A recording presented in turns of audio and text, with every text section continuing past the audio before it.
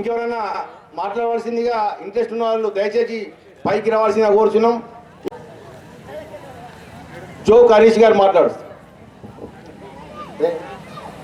ఇక్కడికి విచ్చేసిన కరెంటు బిల్లులు ఇప్పుడు కాంగ్రెస్ గవర్నమెంట్ వచ్చింది.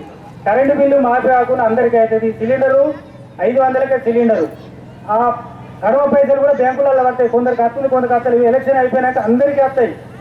మళ్ళీ ఇంకొకటి పీడీసీఎస్ వాళ్ళకు 225 రూపాయలు మన గవర్నమెంట్ అక్కడ కాంగ్రెస్ వస్తాయి. అది కూడా ఆలోచించుర్రి. ఇప్పుడు నిన్న అరవింద్ వచ్చిండు, ఏం మాట్లాడిండు? పింఛన్లు వస్తున్నాయా నీకు? 2000 పింఛన్ 4000 అన్నారు అన్నాడు. 4000 వస్తాయి ఎప్పుడు ఎలక్షన్. నిన్న వచ్చి మాట్లాడుతుండు. మరి ఓటు ఎట్లా అడగాలి? మేము అడుగుతాం. కాంగ్రెస్ గవర్నమెంట్ ఉన్నది, ఇంత కరెంటు బిల్లు మాపించినాం, ఇంత సిలిండర్ 500కి ఇస్తున్నాం, కొన్ని ఇప్పుడు 2000 4000 అవుతుంది. ఇవన్నీ మేము చెప్పుకొని ఓట్లు అడుగుతాం. అరవిందు మరికి పథకాలు చేసిన ఏది పాట మొదలు పెట్టాం. మేము ఒక్కోళ్ళమే రామ రామ అని మా నోట్లోకి వెళ్ళి అదే ఉంటుంది ఎప్పుడు. కానీ నువ్వు అత్తే నేర్పిస్తే మేము రామ. ఈయన కూడా ఇప్పుడు ఎంపీ టికెట్ వచ్చింది. మన లోకలోడు ఒక్కటి ఆలోచించారు. ఇక్కడ ఉంటే పొద్దుగా లేక 10 నిమిషాలలో పోతాం. ఓట్లాట అప్పుడే ఓట్లు అడిగేటప్పుడే వస్తాడు. దయచేసి అందరికి పేరు పేరున చేతులు ఎత్తి మొక్కుతున్న ఒక్కోసారి అవకాశం ఇది. పనులు చేస్తాడు, అన్ని పనులు చేస్తాడు.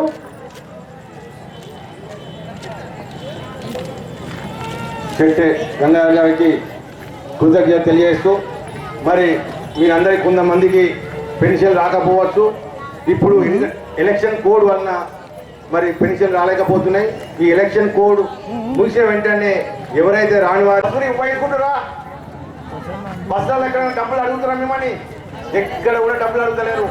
మీ అందరికీ ఏ ఊరికి పోయినా కూడా బస్సు ఫ్రీగా ఉన్నది. మరి ఈ ఘనత ఎవరిది? కాంగ్రెస్ పార్టీది. మీరు గతంలో జరిగింది, ఈసారి మాత్రము. ముఖ్య కారణం మొన్న అనుకోకుండా ఒక ఛాన్స్ అనేది జగిత్యాలకి మిస్ అయింది. ఇప్పుడు మళ్ళీ ఆ అవకాశాన్ని మళ్ళీ 4 నెలల్లోనే ఒక అవకాశం వచ్చింది మనందరికీ.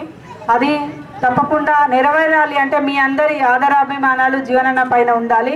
ఎందుకంటే ఇప్పుడు రాబోయేది ఎంపీ ఎలక్షన్స్ కాబట్టి, ఎంపీ ఎలక్షన్స్ అంటే అందరము పట్టుదలతో మనం అందరం ఓట్లు వేయాల్సి ఉంటుంది.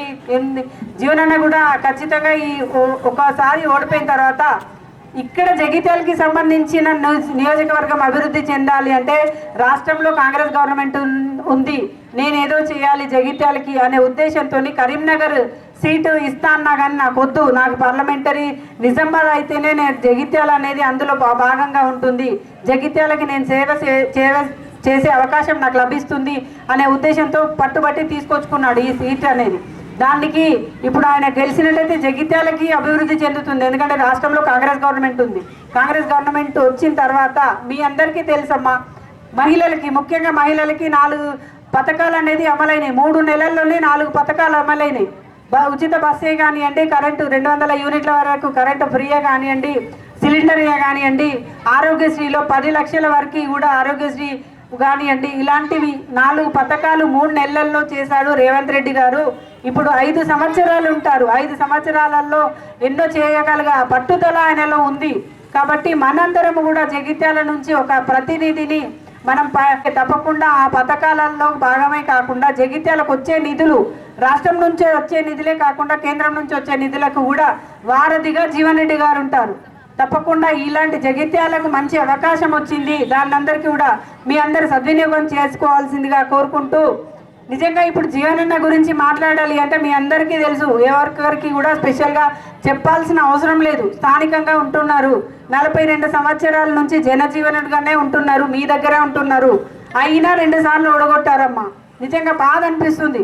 ఎట్లా అంటే ప్రతిరోజు ప్రతి ఒక్క క్షణం కూడా ప్రజల గురించి ఆలోచించే వ్యక్తి.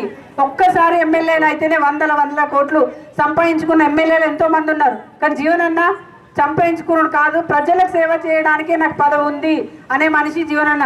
అలాంటి మనిషిని ఇప్పుడు మొన్నటికి మొన్న మొత్తం రాష్ట్రం అంతా నమ్మింది కాంగ్రెస్ గవర్నమెంట్ వస్తుంది, మనది ఏదో మన నియోజకవర్గం అభివృద్ధి చేసుకోవాలని. కానీ జగిత్యాలు మాత్రం నమ్మలేదు.